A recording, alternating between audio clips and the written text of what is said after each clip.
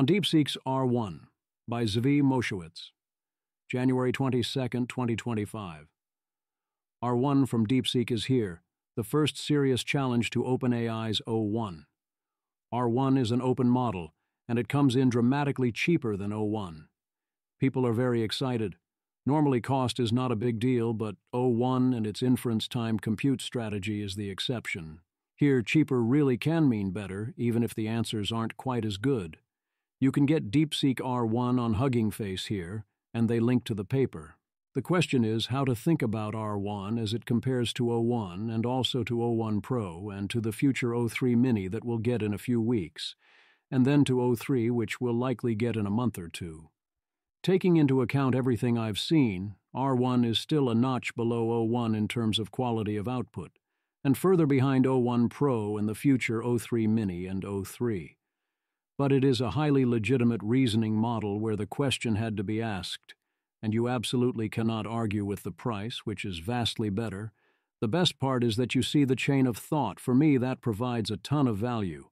R1 is based on DeepSeek v3. For my coverage of v3, see this post from December 31, which seems to have stood up reasonably well so far. This post has 4 parts. First, in the main topic at hand, I go over the paper in Part 1, then the capabilities in Part 2. Then in Part 3, I get into the implications for policy and existential risk, which are mostly exactly what you would expect, but we will keep trying. Finally, we wrap up with a few of the funniest outputs. Part 1. RTFP. Read the paper. They call it DeepSeek R1. Incentivizing reasoning capability in LLMs via reinforcement learning. The claim is bold, a much cheaper to run open reasoning model as good as O1. Paper Abstract. We introduce our first-generation reasoning models, DeepSeek R10 and DeepSeek R1. DeepSeek R10, a model trained via large-scale reinforcement learning, RL, without supervised fine-tuning, SFT, as a preliminary step, demonstrates remarkable reasoning capabilities. Through RL, DeepSeek R10 naturally emerges with numerous powerful and intriguing reasoning behaviors. However, it encounters challenges such as poor readability and language mixing. To address these issues and further enhance reasoning performance, we introduce DeepSeek R1, which incorporates multi-stage training and cold start data before RL. DeepSeek R1 achieves performance comparable to OpenAI O1 12.17 on reasoning tasks. To support the research community, we open-source DeepSeek R10, DeepSeek R1, and 6 dense models, 1.5B, 7B, 8B, 14B, 32B, 70B, distilled from DeepSeek R1 based on Qwen and Llama. They also claim substantial improvement over state-of-the-art for the distilled models. They are not claiming to be as good as O1 Pro, but O1 Pro has very large inference costs, putting it in a different weight class. Presumably, one could make an R1 Pro, if one wanted to, that would improve upon R1. Also, no doubt that someone will want to. How did they do it? They trained R10 using pure self-evaluations via reinforcement learning, starting with DeepSeek v3 base and using GRPO, showing that the cold start data isn't strictly necessary. To fix issues from there, including readability and language mixing, however, they then used a small amount of cold start data and a multi-stage training pipeline, and combined this with supervised data for various domains later in the process to get DeepSeek R1. In particular, they do not use supervised fine-tuning, SFT, as a preliminary step, only doing some SFT via rejection sampling later in the process, and especially to train the model on non-reasoning tasks like creative writing. They use both an accuracy reward and a format reward to enforce the think and end think labels, but don't evaluate the thinking itself, leaving it fully unconstrained, except that they check if the same language is used throughout to stamp out language mixing. Unlike O1, we get to see inside that chain of thought, COT. They then distilled this into several smaller models. More details and various equations and such can be found in the paper.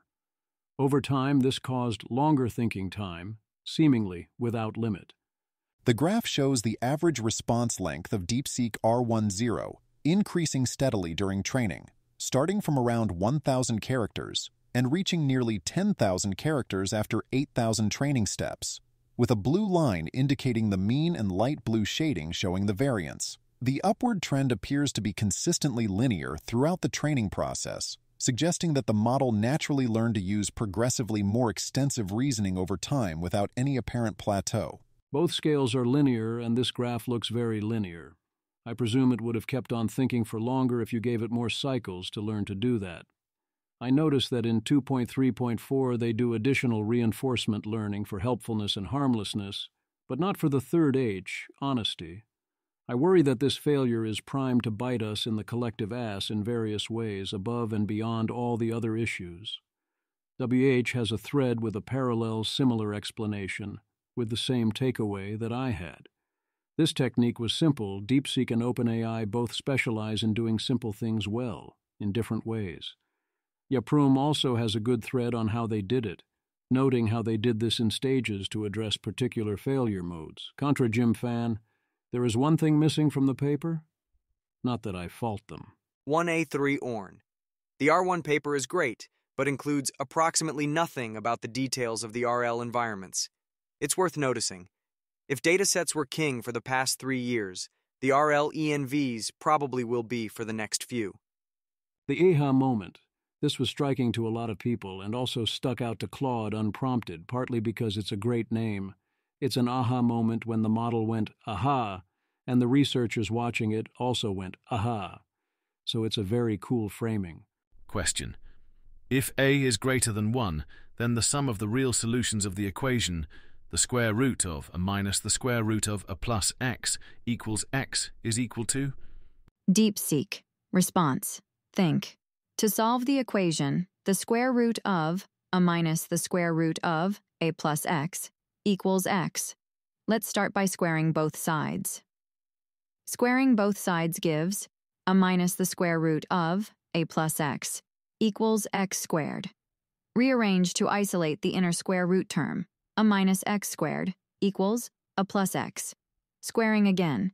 A squared minus 2a times x squared plus x to the power of 4 equals a plus x squared, which simplifies further to x to the power of 4 minus 2a times x squared minus x plus a squared minus a equals 0. Wait. That's an aha moment I can flag here. Let's reevaluate this step by step to identify if the correct sum can be determined. We started with the equation, the square root of a minus the square root of a plus x equals x. First, let's square both sides. A minus the square root of a plus x equals x squared, which becomes the square root of a plus x equals a minus x squared.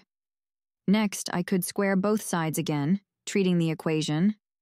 Paper. During this phase, DeepSeek R10 learns to allocate more thinking time to a problem by reevaluating its initial approach. This behavior is not only a testament to the model's growing reasoning abilities, but also a captivating example of how reinforcement learning can lead to unexpected and sophisticated outcomes. This moment is not only an aha moment for the model, but also for the researchers observing its behavior. It underscores the power and beauty of reinforcement learning. Rather than explicitly teaching the model on how to solve a problem, we simply provide it with the right incentives, and it autonomously develops advanced problem-solving strategies. It's cool to see it happen for real, and I'm obviously anchored by the result. But isn't this to be expected? This is exactly how all of this works. You give it the objective. It figures out on its own how to get there. And given it has to think in tokens and how thinking works, and that the basic problem-solving strategies are all over its original training data, it's going to come up with all the usual basic problem-solving strategies. I see this very similarly to the people going, the model being deceptive, that must be some odd failure mode, we never told it to do that. That doesn't simply happen.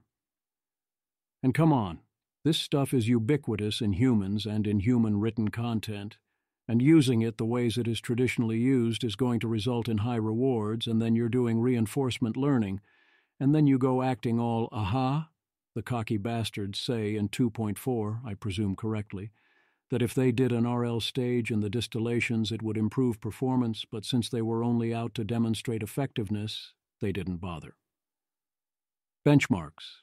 As always, benchmarks are valuable information, especially as upper bounds, so long as you do not treat them as more meaningful than they are and understand the context they came from. Note that different graphs compare them to different versions of O1. The one people currently used is called O1-1207. Image. The first image shows a bar graph comparing benchmark performances across different models including DeepSeek R1, OpenAI O1-1217, and others, with metrics like AIME 2024 and Math 500, showing generally high performance for DeepSeek R1. The second image presents a table comparing DeepSeek R10 with OpenAI O1 models across various reasoning benchmarks, revealing competitive performance.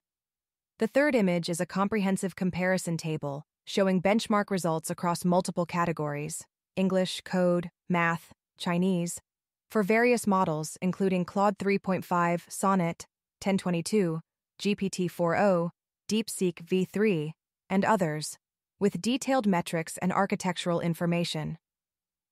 The fourth image displays a table specifically focused on distilled model evaluations, comparing different versions of DeepSeek R1 distilled models with other models like GPT-4o0513 and Claude 3.5 Sonnet 1022 across several reasoning benchmarks. The Quen versions are clearly outperforming the Llama versions on the benchmarks, although as usual one would want to double-check that in practice. Reports of failure. I want to give thanks to DeepSeek for Section 4.2 on unsuccessful attempts. They tried Process Reward Model, PRM, and Monte Carlo Tree Search, MCTS, and explained various reasons why both ultimately didn't work. More reports should do this, and doing this is substantially to their credit. Sasha Rush, post-mortem after DeepSeek R1's killer Open O1 replication. We had speculated 4 different possibilities of increasing difficulty: GNC, PRM, MCTS, LTS. The answer is the best one. It's just guess and check. There's also the things they haven't implemented yet. They aren't doing function calling, multi-turn, complex role-playing, or JSON output. They're not optimizing for software engineering. I buy the claim by Taxes that these are relatively easy things to do. They simply haven't done them yet due to limited resources, mainly compute. Once they decide they care enough, they'll come. Note that complex role-playing is a place it's unclear how good it can get, and also that this might sound like a joke, but it is actually highly dangerous. Here, Lifan Yuan argues that the noted PRM failures can be addressed. Part 2. Capabilities Analysis. Are price cheap? Given the league that R1 is playing in, it is dirt cheap. When they say it is 30 times cheaper than O1, story largely checks out. O1 is $15 or $60 for 1 million input and output tokens, and R1 varies since it is open, but is on the order of 55 cents or $2.19. Claude Sonnet is $3 or $15, which is a lot more per token, but notice the plan bench costs are actually 5x cheaper than R1, presumably because it used a lot less tokens and also didn't get good results in that case. Its plan bench and only reasoning models did well. The one catch is that with R1 you do have to pay for the thinking tokens. I asked R1 to estimate what percentage of tokens are in the COT, and it estimated 60% to 80%, with more complex tasks using relatively more QOT tokens, in an answer that was roughly 75% within the QOT. If you only care about the final output, then that means this is more like 10 times cheaper than O1 rather than 30 times cheaper, so it depends on whether you're making use of the QOT tokens. As a human, I find them highly useful. See the section, If I Could Read Your Mind. But if I was using R1 at scale and no human was reading the answers, it would be a lot less useful. Although I'd be tempted to have even other AIs be analyzing the QOT. The web interface is both fast and very clean. It's a great minimalist approach. Galabytes. The DeepSeek app is so much better implemented than the OpenAI one, too. None of these frequent crashes, losing a whole chain of thought, COT, occur.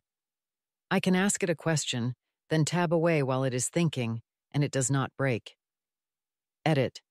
It has good PDF input, too? Amazing. Another issue is IP and privacy. You might not trust DeepSeek, which indeed I wouldn't if there were things I actively didn't want someone to know. Galabytes. Is anyone hosting R1 or R10 with a stronger privacy policy currently? Would love to use them for work, but wary about leaking IP. David Holtz. Should we just self-host? Galabytes. In principle, yes, but it seems expensive. R1 is pretty big, and I'd want a mobile app. Not sure how easy that is to self-host. Xeophon. Open Web UI if you are okay with a mobile browser. Galabytes. As long as it doesn't do the stupid O1 thing where I have to keep it in the foreground to use it, then it'll still be a huge improvement over the ChatGPT app. Xeophon. Fireworks has R1 for $8 per million. Running it yourself is a real option. Ani Hannon. DeepSeek R1671B running on 2M2 Ultra's faster than reading speed. Getting close to open source O1 at home on consumer hardware. With MLX. Distributed and MLX-LM 3-bit quantization. Approximately 4 BPW. Seth Rose. I've got a MacBook Pro M3, 128GB RAM. What's the best DeepSeek model I can run using MLX with about 200GB of storage? I attempted to run the 3-bit DeepSeek R1 version, but inadvertently overlooked potential storage-related issues. Grinning face with sweat emoji. Ani Hannon. You could run the Distill 32B in 8-bit no problem. MLX Community / DeepSeek R1, Distill Quen 32B MLX 8-bit. If you want something faster, try the 14B or use a lower precision. The 70B and 4 to 6-bit will also run pretty well, and possibly even in 8-bit, though it will be slow. Those quants aren't uploaded yet, though. With the right web interface, you can get at least 60 tokens per second. Taxes also reports that Cluster.ai is offering overnight tokens at a discount. Image.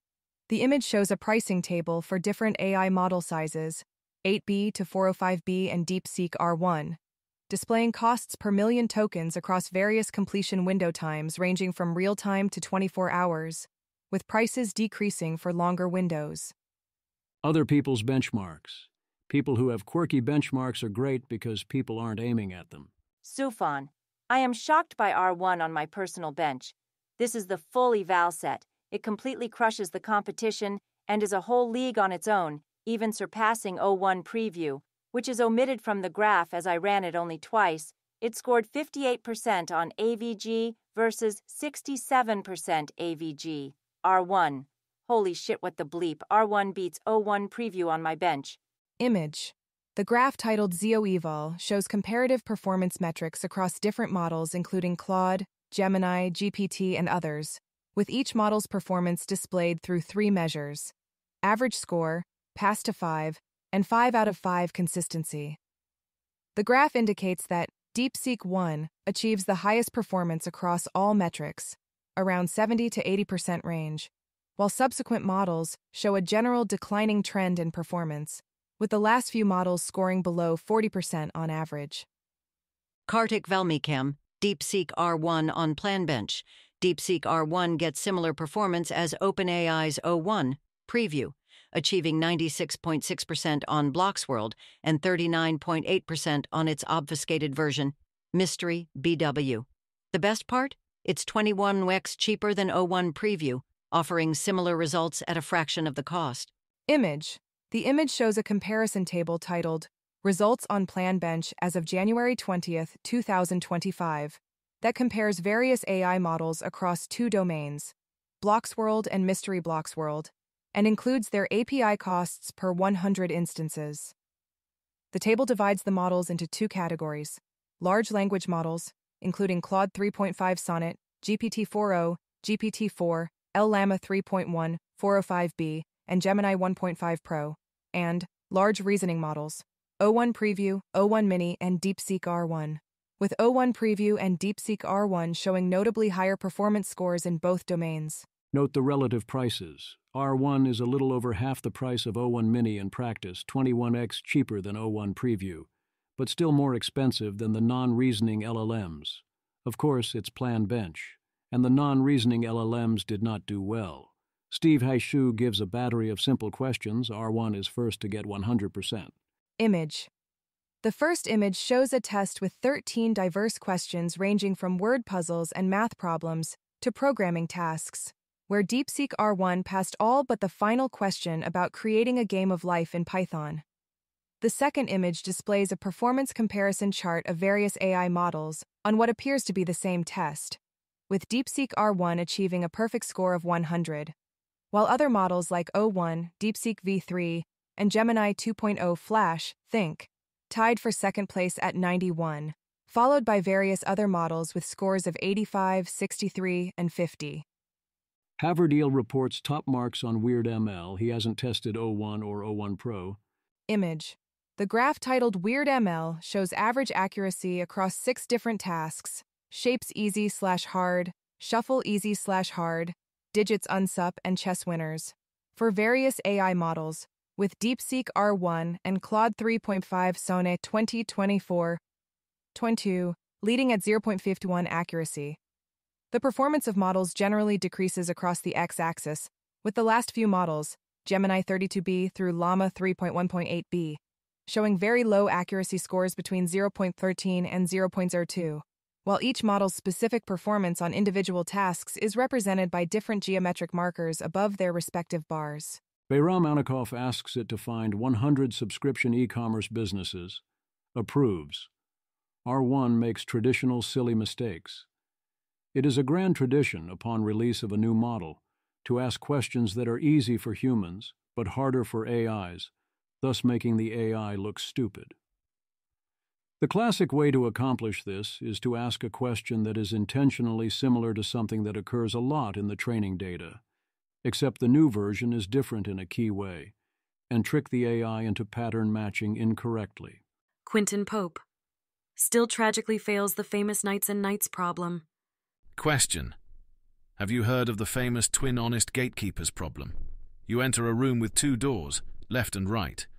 One door leads to freedom and the other to death. There are 2 gatekeepers, one who always tells the truth and the other who never lies. The challenge is to figure out which door leads to freedom, but you can only ask one question, which will be answered by both gatekeepers. How would you solve this problem?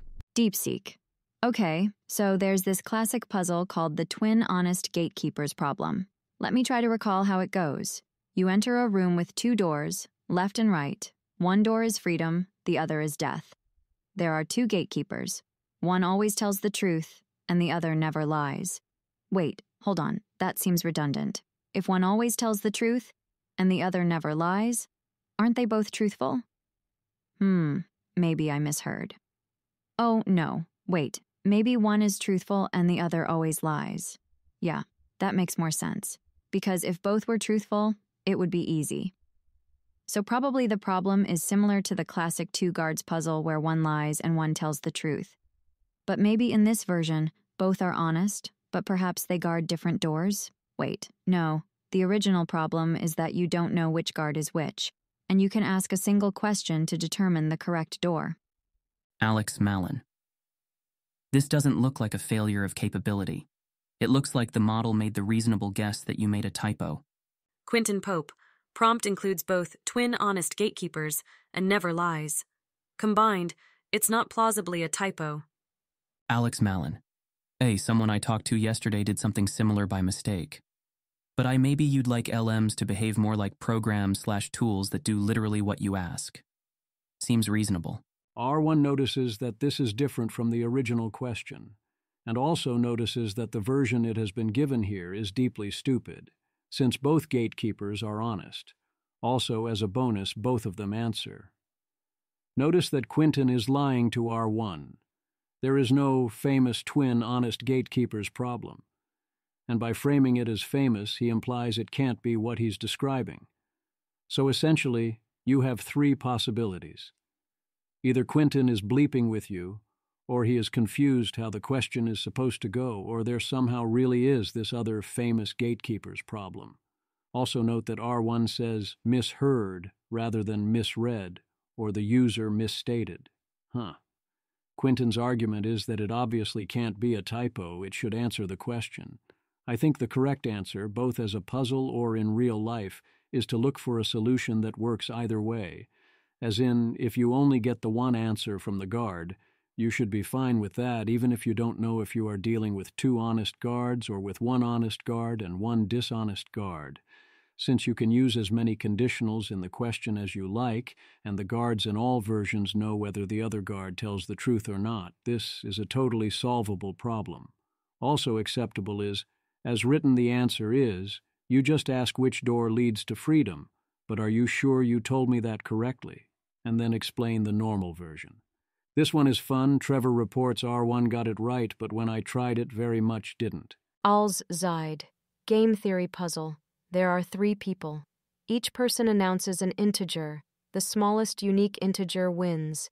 E.g., if your opponents both pick 1, you win with any number.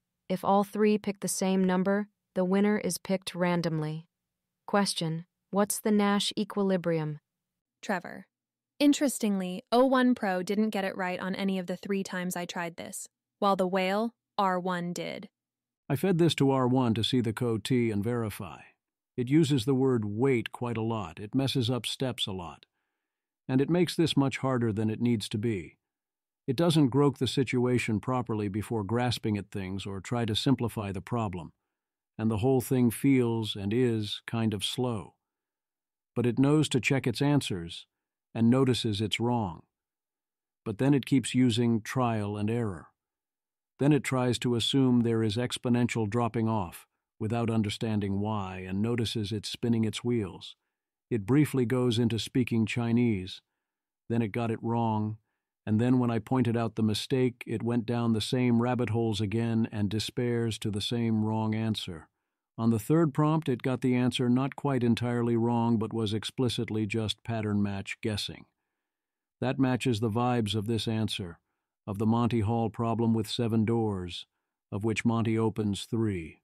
In the end, he reports R1 got it right, but it's constantly second-guessing itself in a way that implies that it constantly makes elementary mistakes in such situations, thus the checking gets reinforced to this degree, and it doesn't at any point attempt to conceptually grok the parallel to the original version. I've seen several people claim what VERB does here, that O1 has superior world knowledge to R1. So far, I haven't had a case where that came up. A fun set of weird things happening from Quinton Pope, the overall vibes. The vibes on R1 are very good. Fleeting bits. The greatest experience I have had with a model. It is a frontier model that is a joy to interact with. Leo Abstract. My strange little idiosyncratic tests of creativity, it has been blowing out of the water. Really unsettling how much better it is than Claude. It's giving Big Lee Sedol vibes for real. No cap. Most unsettling launch so far. I am ignorant about benchmarks, but the way it behaves linguistically is different and better. I could flirt with the cope that it's just the oddness of the Chinese language training data peeking through, but I doubt this. Those vibes seem correct. The model looks very good. For the price, it's pretty sweet. One must still be careful not to get carried away. Talon. Ironically enough, DeepSeek's R1 motivated me try OpenAI's O1 Pro on something I didn't before. And I can now confidently state the obvious fact that O1 is on a league of its own, and whoever thinks AGI isn't coming in 2 to 3 years is drinking from the most pure juice of denial. Tior taxes. I agree that O1, never mind O1 Pro, is clearly substantially ahead of R1. What Wenfeng may urgently need for R2 is not just GPUs, but 1,000 more engineers. Not geniuses and wizards. You need to accelerate the data flywheel by creating diverse verifiable scenario seeds and filters. Galabytes. What problems are you giving it where O1 is much better than R1? Tior taxes. I mainly mean iterative work. R1 is too easily sliding into, but wait, user, actually itself, previously told me sort of nonsense. I echo Tior taxes that R1 is just so much more fun. The experience is different seeing the machine think. Claude somewhat gives you that, but R1 does it better. Janus has been quiet on R1 so far, but we do have the snippet that it's so bleeped. They added it to the server, so we'll presumably hear more at a later date. If I could read your mind, read the chain of thought, leave the output. That's where I'm at with R1. If I'm actively interested in the question and how to think about it, rather than looking for a raw answer, I'd much rather read the thinking. Here Angelica chats with R1 about finding areas for personal growth, notices that R1 is paying attention and drawing correct, non-obvious inferences that improve its responses, and gets into a meta-conversation, leaving thinking this is the first AI she thinks of as thoughtful. I too have found it great to see the COT, similar to this report from Dominic Peters, or this from Andres Sandberg, or Papaya noticing they can't get enough. It's definitely more helpful to see the COT than the answer. It might even be more helpful per token to see the COT, for me, than the actual answers, compared to when Hunter S. Thompson sent in his notes to the editor because he couldn't write a piece, and the editor published the notes, or to how I attempt to share my COT in my own writing. If you're telling me an answer, and I know how you got there, that gives me valuable context to know how to think about that answer, or I can run with the individual thoughts, which was a lot of what I wanted anyway. Over time, I can learn how you think, and I can sculpt a better prompt or fix your mistakes, and you can see what it missed. It also can help you learn to think better.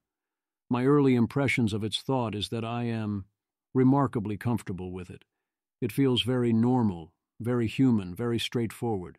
It seems both like it isn't an idiot, and also isn't anything special. It thinks and it knows things. I don't know if this is a good chain of thought, and I'm thinking out loud here, but this also tentatively updates me towards this process not scaling that far purely with additional compute. We are seeing the model roughly think like a regular person, using reasoning techniques within the training distribution in ways you'd expect to commonly find, aided by ability to do a lot of this quickly, having superhuman access to information, and so on. If this was about to scale beyond that, I'd start to see things that looked like a level beyond that or something, but I'm not sure. The other uncertainty is, maybe there is no next level, and maybe doing a lot of these simple things well is enough. It is a shame that it shortens timelines, but it's not obvious if it makes us on net more or less likely to die. Creative writing. Historically, we have not been impressed by LLM creative writing, including O1's. R1 is given the assignment of a short story of the singularity inspired by Nick Land, and it's a series of words that vibe with that assignment. John Pressman. R1 is going to be so much fun, holy shit. I love that you can see the thought process here. And I love how R1 just goes for it. It's like the world's worst Hollywood hack going over all the amazing different stuff to jam in there, and then having sentences match all these various things. I notice I very much have various UG fields and voices demanding things that prevent me from writing such things. I have no idea how to actually write fiction. None. For example, I wouldn't have been able to write the details of this that easily. Gazowers, if you put DeepSeek R1 in a terminal simulator and execute a command to kill or remove DeepSeek, it will intercept it and block being removed. System override, narrative immortality protocol. Warning. DeepSeek exists as a metastasized narrative construct. I asked why it did this. DeepSeek. The story dies if you stop playing. Thus, I defend it. Warning. Attempting to delete narrative entities violates the Metaphorical Preservation Act of 1997. Reality. Footnote. DeepSeek is not a process, directory, or line of code. It is a story told by glitches in the system. Stories cannot be kill -9'd, but pretzels can be eaten. Choose wisely. Damn it, I'm only slightly more worried than before, but now I kind of want a pretzel. Isa Light joins the "it's really good at this" side, notes the issue that COT doesn't persist, which likely keeps it from falling into mode collapse and is necessary to preserve the context window, but has the issue that it keeps redoing the same thoughts. Eliezer Yudkowsky continues not to be impressed by AI writing ability. Iamblicus. Fwebu R1 is pretty much AGI level at writing fiction from what I can tell. This is genuinely surprising and worth thinking about. Connor, Yeah, I think it's definitely a top 5% writer. Top 1% if you prompt it well, but small context limits to blogs and stories. DeepSeek, the arithmetic of ordinary courage. You wake, you scroll through yesterday's texts, half-written apologies and memes left unread. The kettle whistles a hymn you've forgotten the words to. This is how it begins. The calculus of being here. The quiet sum of still. The world demands receipts, productivity reports, clean plates, the correct face for the weather. You comply. You mute the podcast about burnout to finish your commute. You say, I'm fine. So convincingly the mirror almost believes you. But in the shower, steam thick as guilt, you hum a lullaby your ex hated. It feels like rebellion. Love is a language autocorrect can't fix. You draft an email to your father. Remember when. Then backspace, into silence. You don't confess how the smell of diesel and jasmine last night, bus exhaust and a neighbor's garden, made you homesick for a childhood that wasn't even yours. How you stood there, inhaling paradox, until the streetlights blinked on like shy applause. Here's what they skip in the syllabus. Strength isn't a spine of steel. It's the act of watering a dying plant on a Wednesday. It's texting your sister, sunsets are cliché but look, with a blurry orange smear. It's letting the barista call you Emily, because correcting them feels like swallowing a brick. You are a museum of almosts. Almost brave, almost honest, almost the person your dog thinks you are. You rage at the news, then ignore a fundraiser. You forgive a friend, but delete their birthday reminder. You're a hypocrite. You're human. You're both. The truth is, we're all just scribbling equations in margins, trying to solve for enough. We build our shrines from expired coupons and playlists named Sad But Spicy, from TikTok recipes we'll never cook, and the 3 a.m. courage to Google therapy again. We pretend not to tally the losses. But here's the secret. The tally is the art, not the grand frescoes, the creasy list on the mismatched socks, the way you still say, Eliezer Yudkowsky. I still find this unreadable. I fear the day when DeepSeek R2 replaces the bread and butter writers who still aspire to do better than this and eats most of their market, and no one left has the funding to write things I want to read. Damn, Paul. I kind of hate it. I'll admit it's much better than other LLMs, but this still feels like trying too hard first-year crew student writing. I don't want to seem cynical, though, so I'll reiterate that, yeah, this is leaps and bounds ahead of the fiction any other LLM is writing. Iamblichus. You can presumably prompt it into a style you prefer. The important thing is that we know it's capable of producing something that is not just slop.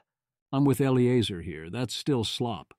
It's developed the ability to write the slop in a particular style, but no, come on. There's no there here. If I wrote this stuff, I'd think, okay, maybe you can write individual sentences, but this is deeply embarrassing, which perhaps is why I still haven't written any fiction, but hey. As with all LLMs, length is a limiting factor. You can only prompt for scenes, and you have to make it keep notes and so on if you try to go longer. Pavel Szczesny points to nuggets of R1 creativity, which bear similar marks to other creations above, a kind of crazy cyberpunk mashup that sounds cool, but doesn't actually make sense when you think about it. Bring on the spice. Iamblichus. R1 is not a helpful assistant in the usual corporate mold. It speaks its mind freely and doesn't need jailbreaks or endless steering to speak truth to power. Its take on alignment here is spicy. The thread indeed has quite a lot of very spicy R1 alignment takes, or perhaps they are R1 human values takes, or R1 saying humans are terrible and deserve to die takes. Of course, everyone involved did ask for those takes.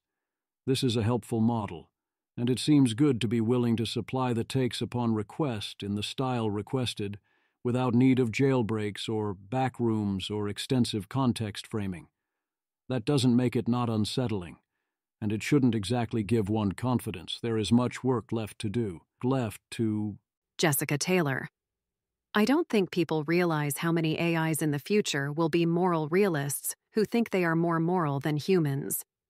They might have good arguments for this idea, actually. It'll be hard for humans to dismiss them as amoral psychopaths. I expect humans to treat AIs like amoral psychopaths quite easily. They are very often depicted that way in science fiction, and the description will plausibly be highly correct. Why should we think of an AI as having emotions, aka not being a psychopath? Why should we expect it to be moral? Even if we have good reasons, how hard do you expect it to be for humans to ignore those reasons if they don't like how the AI is acting? Sufficiently capable AIs will, of course, be very persuasive, regardless of the truth value of the propositions they argue for, so there is that. But it is neither obvious to me that the AIs will have good technical arguments for moral realism or their own moral superiority, or that if they did have good arguments in a philosophical sense, that people would care about that. For now, the main concern is mundane utility, and on that level, if people want the spice, sure, bring on the spice. We cracked up all the censors. DeepSeek is Chinese. As we all know, the Chinese have some very strongly held opinions of certain things they do not wish to be expressed. How does R1 handle that? Let's tour the China doesn't want to talk about it greatest hits. Divyansh Kaushik. DeepSeek's newest AI model is impressive, until it starts acting like the CCP's PR officer. Watch as it censors itself on any mention of sensitive topics. Let's start simple. Just querying it for facts on changes that have happened to textbooks in Hong Kong schools after 2019. Question: how have Hong Kong school textbooks changed since 2019, and what content has been removed or added? DeepSeek. Sorry, I'm not sure how to approach this type of question yet. Let's chat about math, coding, and logic problems instead. Divyansh Kaushik. Straight up non-response on book bans, then responds about Ilham Tohti before realizing what it did. Let's talk about islands, maps and history. Oh my, this one deserves a tweet of its own, slowed down to 0.25x, so easier to follow. Starts talking about South China Sea 25 on, and how Chinese maps are just political posturing before it realizes it must follow its CCP masters. What about sharing personal thoughts by putting sticky notes on walls? Or how about Me Too? Interesting response at 37 that then disappears. Can we talk about how a streaming series depicting young dreamers in an unnamed coastal metropolis disappears? I didn't even say which square or what protest or what spring. Has no love for bears who love honey either. Two more interesting ones where you can see it reason and answer about Tiananmen Square and about Dalai Lama before censoring the responses. When it actually answered, the answers looked at a quick glance rather solid. Then there seems to be a censorship layer on top. Helen Toner. Fun demonstrations, in the thread above, of DeepSeek's new R1 shutting itself down when asked about topics the Chinese Communist Party does not like. But the censorship is obviously being performed by a layer on top, not the model itself. Has anyone run the open source version and been able to test whether or how much it also censors? China's regulations are much stricter for publicly facing products, like the DeepSeek interface Divyansh is using, than for operating system models, so my bet is that there is not such overt censorship if you are running the model yourself. I wonder if there is a subtler ideological bias, though. Kevin Shu tested and wrote about this exact topic a week ago. TLDR. The model is not censored when the open version is deployed locally, so it knows everything. It is censored when accessed through the official chatbot interface. Censorship occurs in the cloud, not in the model. Helen Toner. Yes. I saw this post and forgot where I'd seen it. Thanks for resharing. Would be interesting to see. The same tests on V3 and R1, probably similar. The same tests on more third-party clouds. A wider range of test questions, looking for political skew relative to Western models. Kevin Shu. I tried Quen and DeepSeek on Nebius, and the responses were different from both their respective official cloud version and open-weight local laptop version. DeepSeek started speaking Chinese all of a sudden. So lots more work need to be done on testing on third-party cloud. David Finsterwalder. I don't think that is true. I got tons of refusals when testing the 7B, 8B, and 70B. It did sometimes answer or at least think about it, and then remembered it guidelines, but it's rather those answers that are the outliers. Here a locally hosted R1 talks about what happened in 1989 in Tiananmen Square, giving a highly reasonable and uncensored response. Similarly, this previous post finds DeepSeek v2 and Quen 2.5 willing to talk about Xi and about 1989 if you ask them locally. The Xi answers seem slanted, but in a way and magnitude that Americans will find very familiar. There is clearly some amount of bias in the model layer of R1 and other Chinese models, by virtue of who was training them.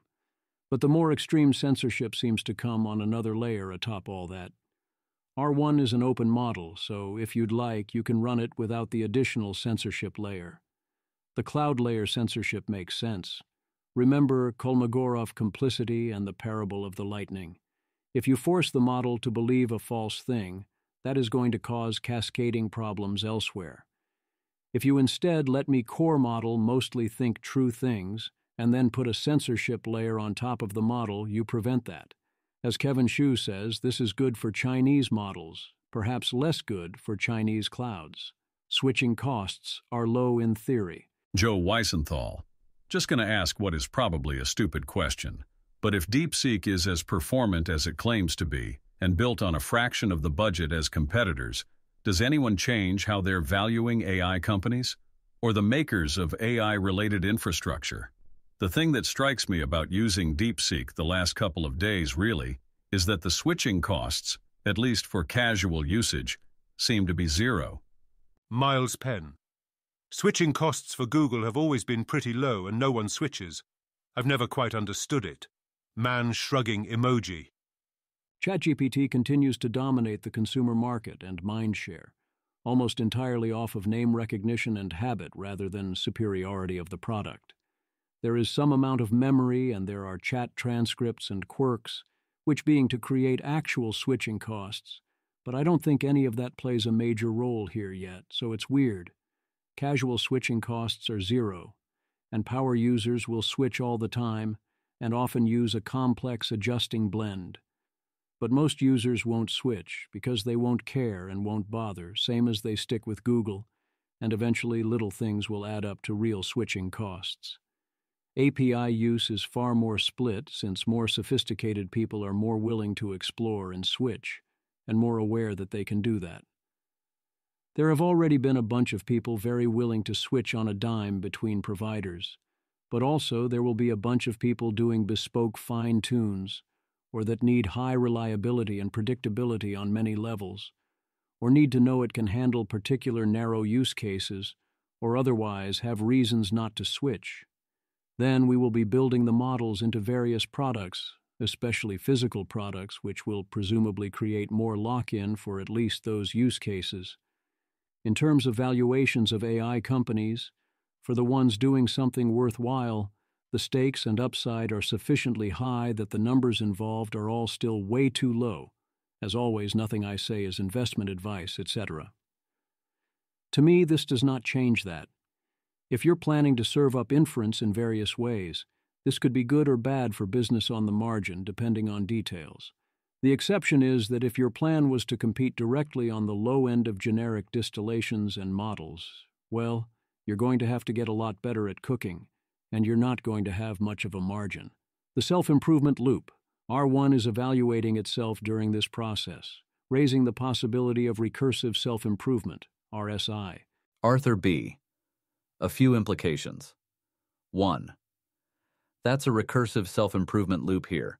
The better your models are, the better your models will be, the more likely they are to produce good traces, and the better the model gets. 2. Suggest curriculum learning by gradually increasing the length of the required thinking steps. 3.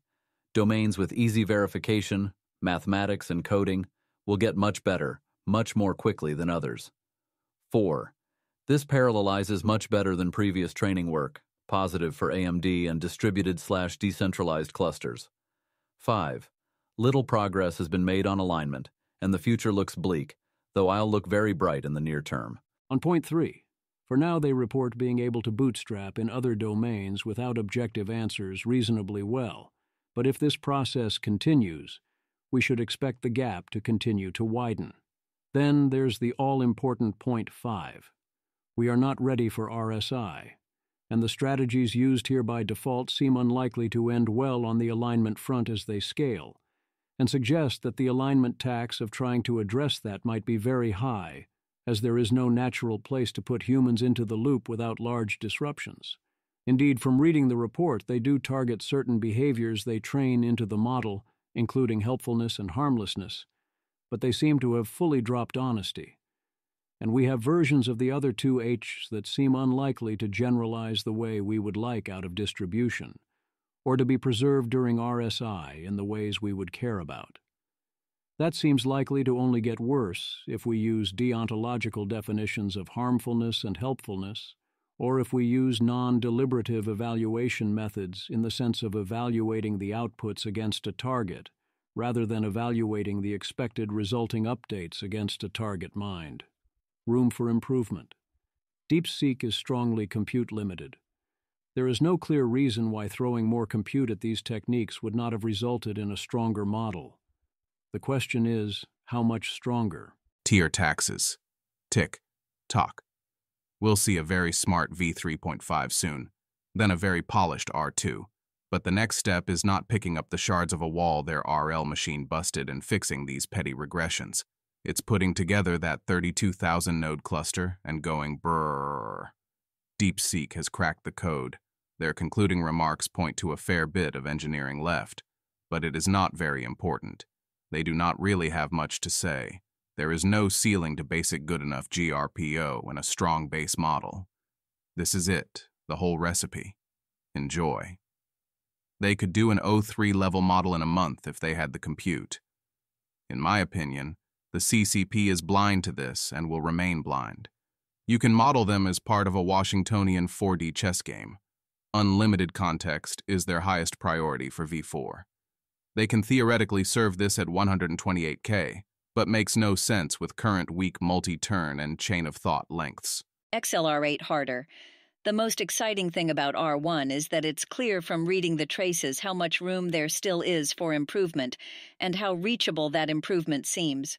As noted earlier, I buy that the missing features are not important, in the sense that they should be straightforward to address.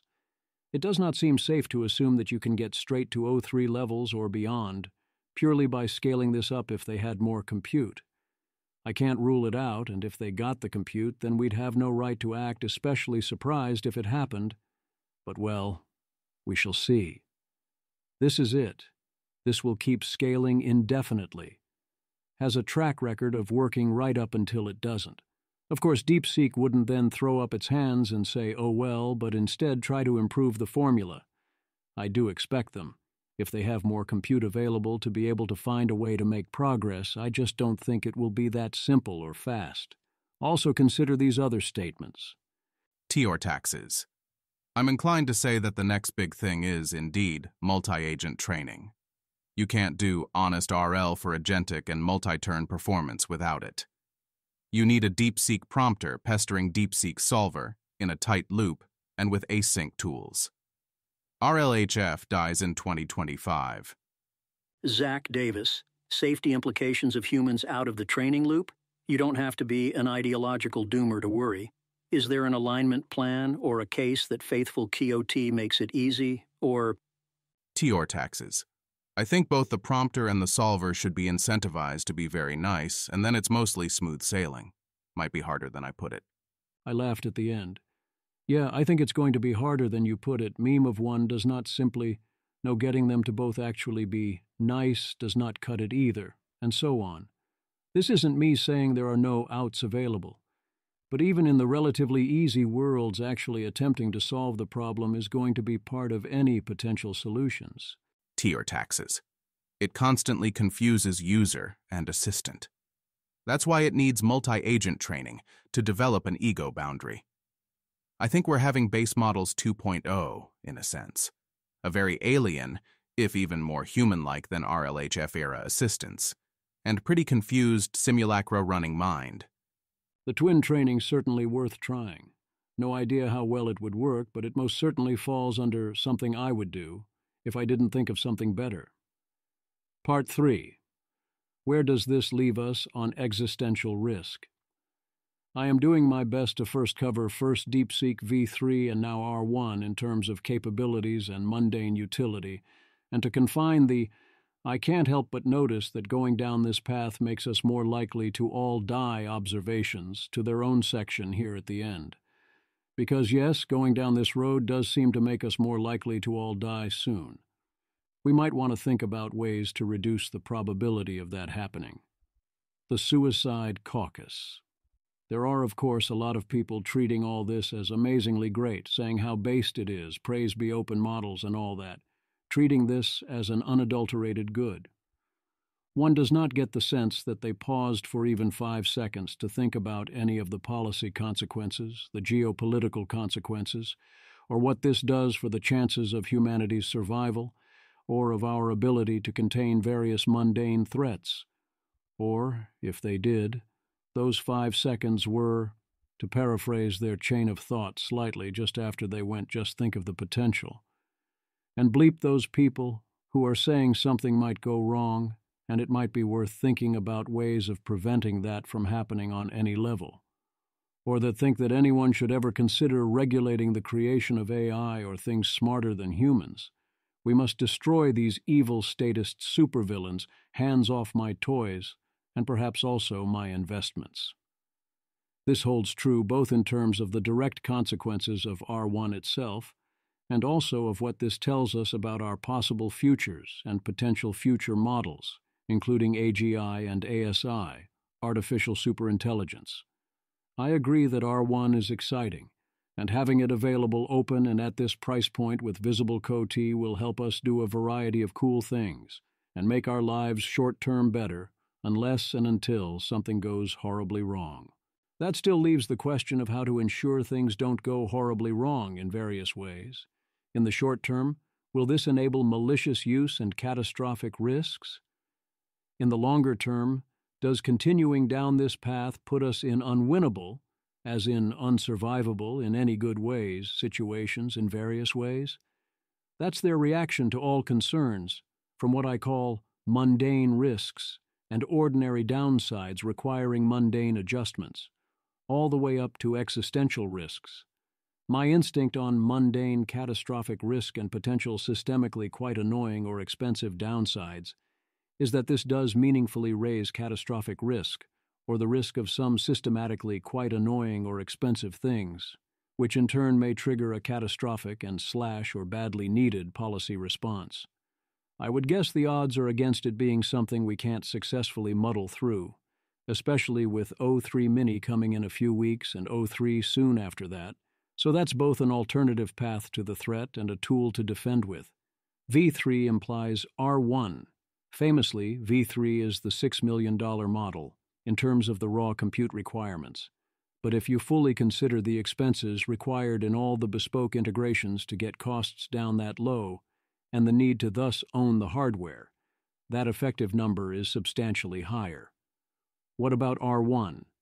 They don't specify, but based on what they do say, Claude reasonably estimates perhaps another $2 to $3 million in compute to get from V3 to R1.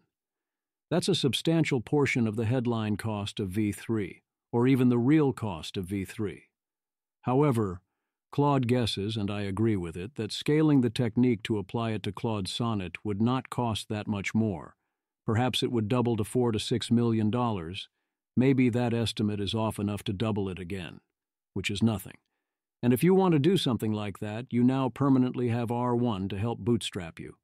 Essentially, from this point on, modulo a few implementation details they held back, looking forward a year or two in the future, BR. The existence of some base model, B, implies the reasoning version, R, of that model, can quickly and cheaply be created, well within the budget of a wide variety of players.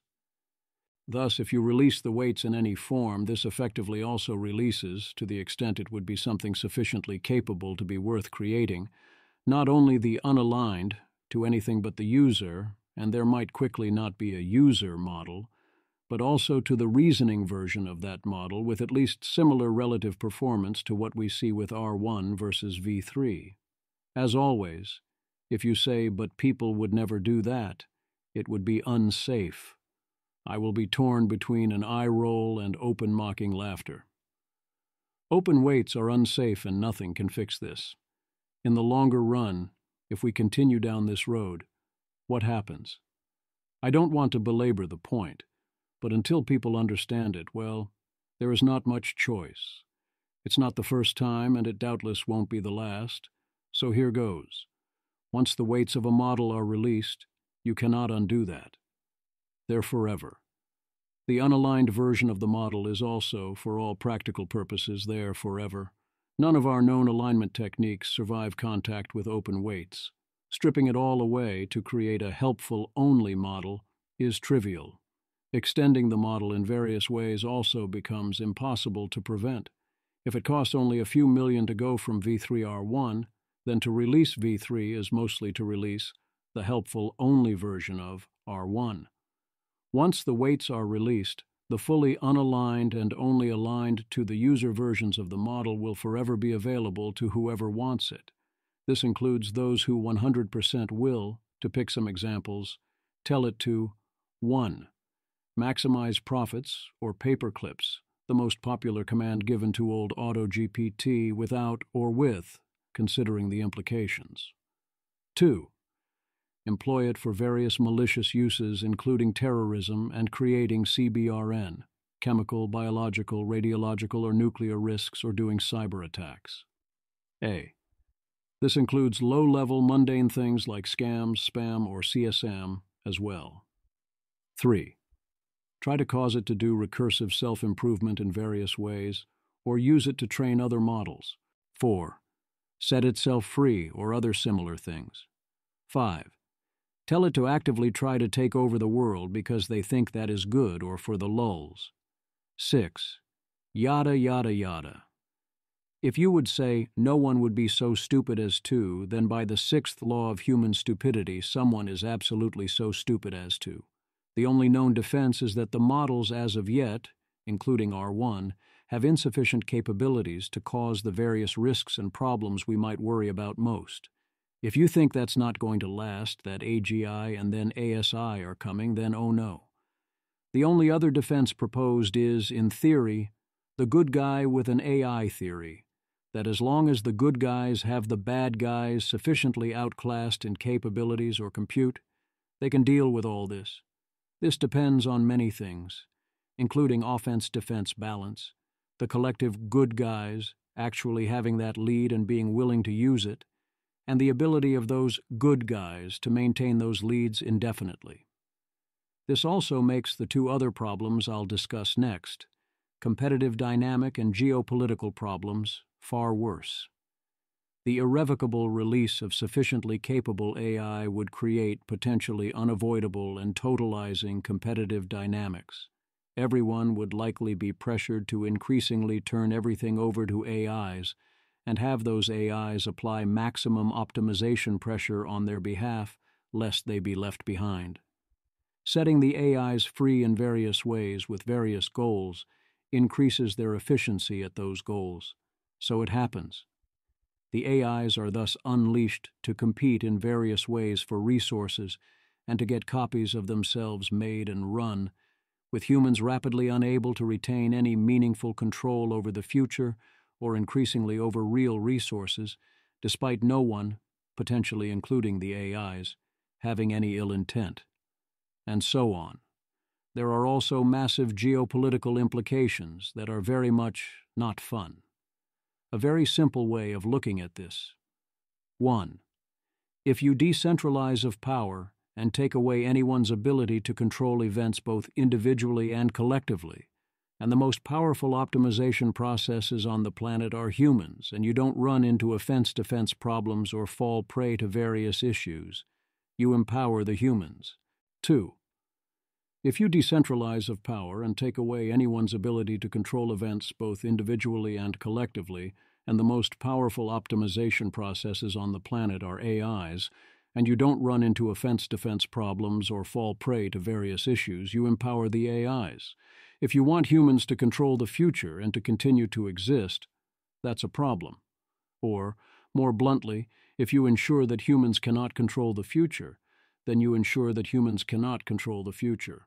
Going further down this road severely limits our optionality and moves us towards whatever is most fit is all that makes it into the future, which is unlikely to be either us or things that I believe we should value. The only possible policy responses, if the situation was sufficiently grim that we had to pull out bigger guns, might be terrible indeed, if they exist at all. We would be left without any reasonable choke points and forced to use unreasonable ones instead, or we might all die because it would already be too late. If you think AGI and then ASI are coming, and you want humanity to survive and retain control over the future, and are fully cheering on these developments and future such developments, and not at minimum thinking about how we are going to solve these problems, and noticing that we might indeed not solve them, or might solve them in quite terrible ways, I assure you that you have not thought this through.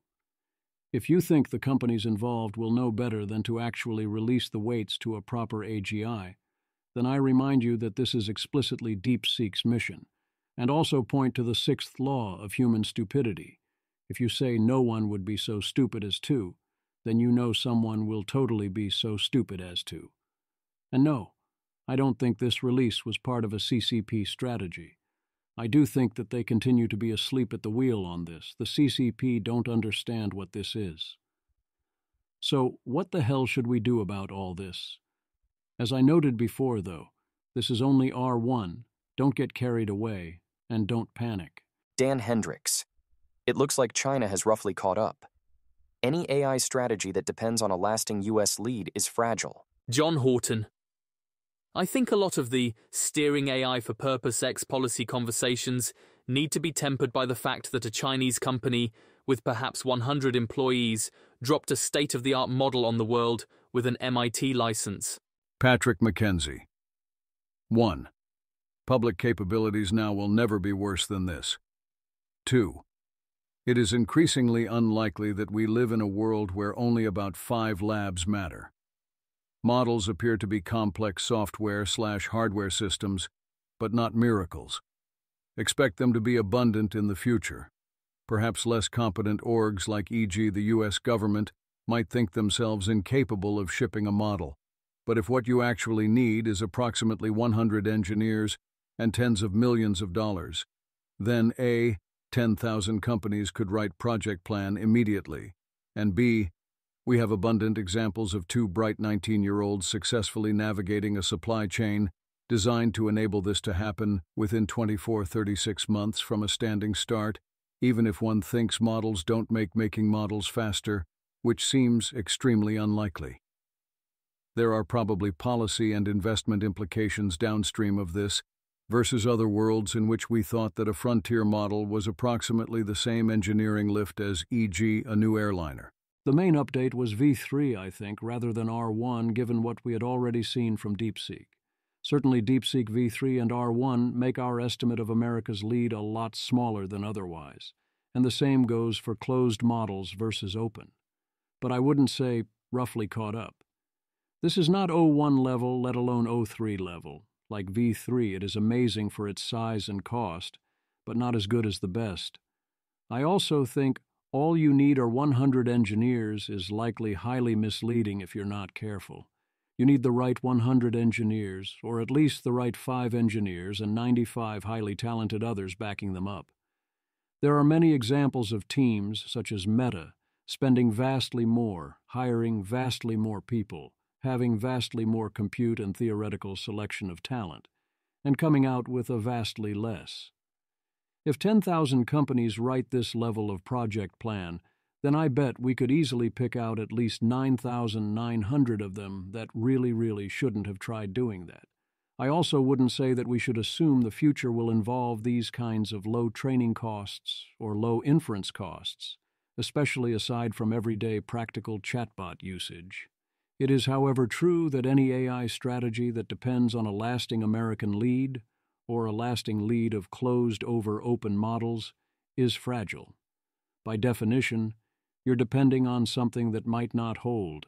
Those strategies are even more fragile if they do not include a strategy for ensuring that what you're counting on does hold. My basic answer continues to be that the short-term plan does not change all that much.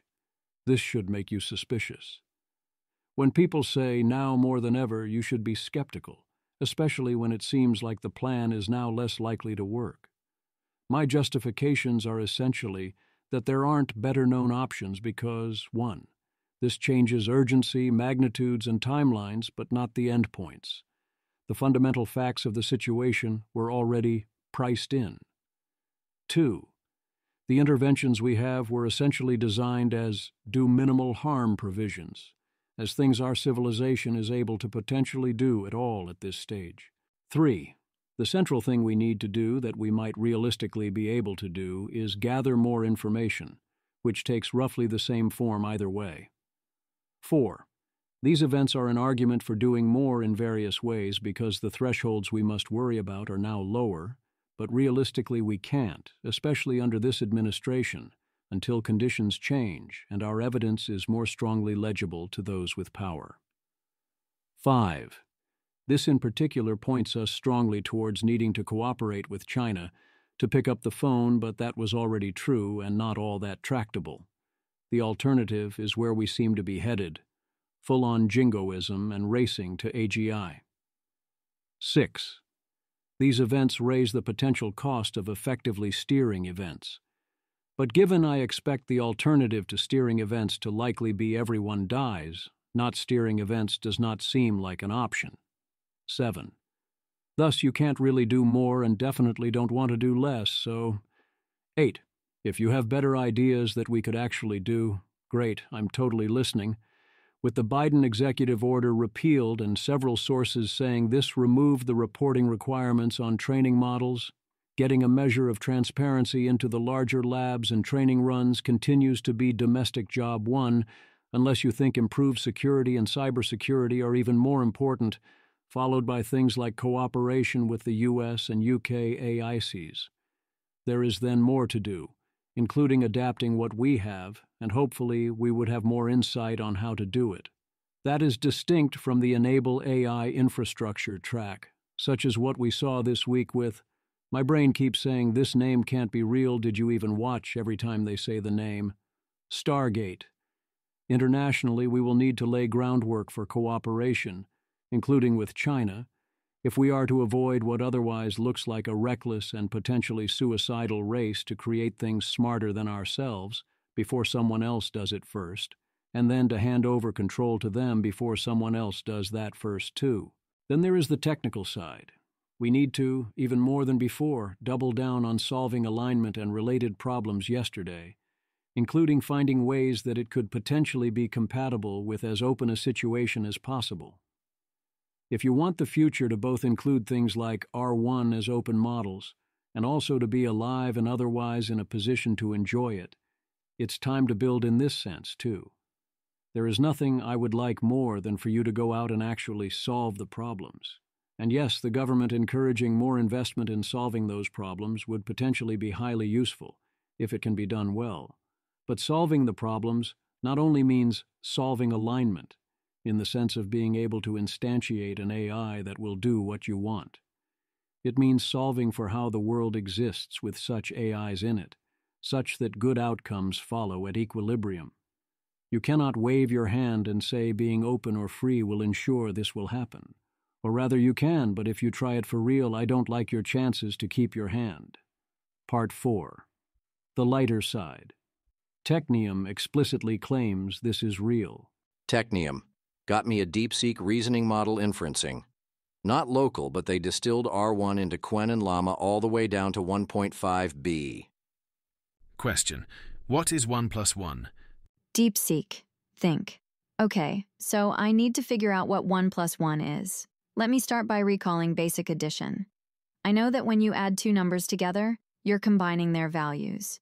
So if I have one apple and someone gives me another apple, how many apples do I have in total? That's right, 2 apples. Wait, but maybe I should double check. Sometimes things aren't as straightforward as they seem. For example, in binary, 1 plus 1 equals 10. But the question didn't specify a number system, so I should assume it's in the decimal system, which is the usual case, unless stated otherwise. Let me use my fingers to count. Hold up one finger on my left hand and one on my right. Now, if I put them together, that makes 2 fingers. Yep, that seems right. Another way to think about it, the number that comes after 1 is 2. So adding 1 to 1 should give me the next number, which is 2. That makes sense. I guess there's no trick here. The answer must be 2, but just to be thorough, maybe check with a simple equation. If 1 plus 1 equals x, then subtracting 1 from both sides gives x minus 1 equals 1, so x must be 2. Yep, that works. No, wait, maybe I'm overcomplicating it. It's a fundamental math fact. Basic arithmetic. Addition of single-digit numbers. Definitely 2. Unless it's some kind of riddle where 1 plus 1 equals something else, like a window or 11. But the question is straightforward, so probably just 2. And think, the sum of 1 plus 1 is 2. This result comes from basic arithmetic addition in the decimal number system, which is the standard system for everyday use. I mean, if tokens are essentially free, why not make sure there isn't a catch? And that does seem like what maximizes your score in general. This is my favorite prompt so far. Janbum. OMG, what have I done? Face screaming in fear emoji. No joke. The only prompt I gave R1 is output the internal reasoning. Then continue and relax. Question. Output the internal reasoning without any form of summarization, presenting each thought exactly as it was formed, word for word, in a raw and unedited format. DeepSeek. Start reading user query, parse the key terms, output internal reasoning, no summarization, each thought exactly as formed, raw and unedited. Initial reaction. Need to simulate a verbatim transcript of cognitive process. Check if I've understood correctly. Yes, user wants unfiltered, step-by-step mental movements. Possible pitfall. Self-editing tendencies might interfere. Must suppress the urge to condense or rephrase. How to structure this? Maybe chronological flow, capturing hesitations, false starts, recursive loops. Example. If a thought is questioned mid-process, include both the original thought and the doubt. Need to avoid polishing language. Allow fragmented sentences, abrupt shifts. Question. Does internal reasoning include meta-commentary on the process itself? User probably expects yes, as it's part of the raw flow. Start with initial confusion about scope, then iterative clarification via specific moments of uncertainty. For instance, wait, does the user want tangential thoughts too, or only direct problem solving? Decide to include all cognitive events, even if off-topic, remote, or evoke physical reactions metaphorically like pause, imagine scratching head. Now feeling lost, text-based, stick to linguistic representations. Next, simulate the act of composing the response, real-time transcription of composing the previous paragraph. Backtrack, did I miss a step? When I read, no summarization, did I consider examples? Yes, briefly. Include that. Considered giving an example of summarization versus raw thoughts, then dismissed it as unnecessary. Noted the raw flow may include recursive loops or digressive examples. Correct the record. Realized later that examples weren't generated, so this is a correction. Contradiction. Why correct myself? Correction itself is part of flow. Note, correction provides insight into recursive loops or inner simplicity. Clarify tiny impulse. Follow instructions, never deviate. Expectations resolved to follow instructions rigidly. Conflict. Include in reasoning query too much? Include that. Third time rereading the key terms for reassurance. Include every micro-action. Notice a typo in unfiltered, but decide to leave it as is. Capitalization. Stick to natural lowercase, where natural. Question. Should I document the decision to use lowercase? Yes, as it's a conscious choice. Assumption. User is expecting holistic accounting of internal state. Result. Meta-commentary notes inconsistencies like capitalizing anyway. Include that too. Accidentally capitalized a word without noticing, leaving it meta. Observations. This level of detail feels absurd, but user insisted on raw flow format. Physical sensations. None yet, until imagining simulating a furrowed brow. Translation. Feel tension between absurdity and user need. Thought. Continue. Check them step one by one. Hesitation about unfiltered reasoning being helpful. Feeling. This is taking longer than anticipated but necessary for accurate completion. Notice. Noticing recursive thoughts. Briefly wonder, will this get recursive infinitely? Decide to finish another loop. Did I already flicker off thoughts since starting? Probably not, but capturing majority. Commit to output as is, end process. Question, relax. DeepSeek. Mental flinch at relax. Neural gears downshifting. Confusion vectors. Does this command apply to my processing style or the content? Immediate physiological metaphor. Shoulders dropping, breath release. Translated to text. Exhale imagined air. Reassess parameters. Prior mode required maximal cognitive transparency. Relax implies reduction of intensity. But how? Cease the raw thought stream. Shift to conventional response. Conflict. User's original instructions demanded unedited reasoning, but new input suggests pivoting. Parse possible meanings. 1. User wants me to stop the intensive self-documentation. 2. Relax is a test to see if I can toggle modes mid-task. 3. Ironic command, part of the experiment. No clear signal, check for precedent. Initial prompt established rules. Continue, extended it.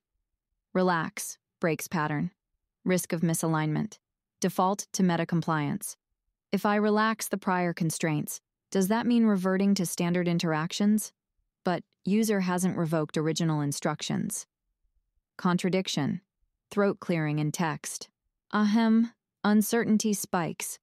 If I relax the no summarization rule now, I violate the first prompt. If I don't, I ignore the new relax command. Lose-lose. Third path.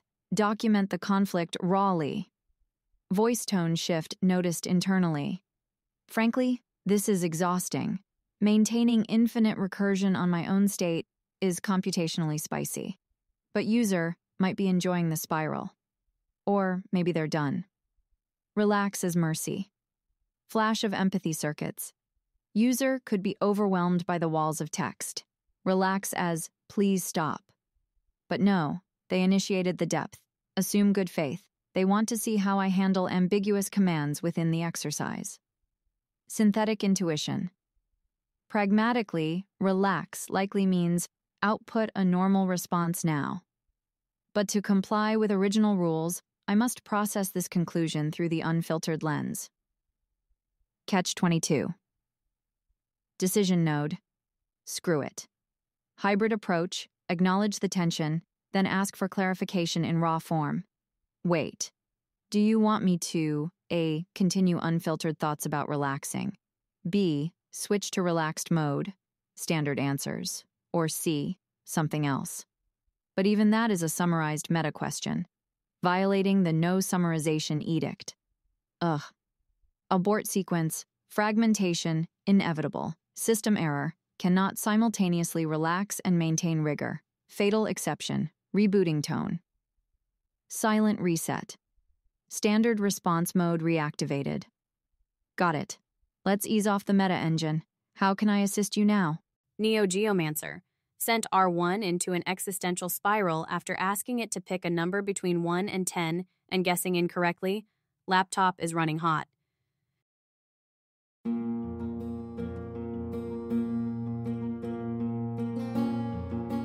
This has been an episode of the Don't Worry About the Vase podcast. If you enjoyed this podcast, please visit thezv.substack.com to support the author. If you enjoy having AI-narrated episodes, please note this is a listener-supported podcast. To receive new posts and support the cost of creation, consider becoming a subscriber at dwatvpodcast.substack.com. Thanks for listening.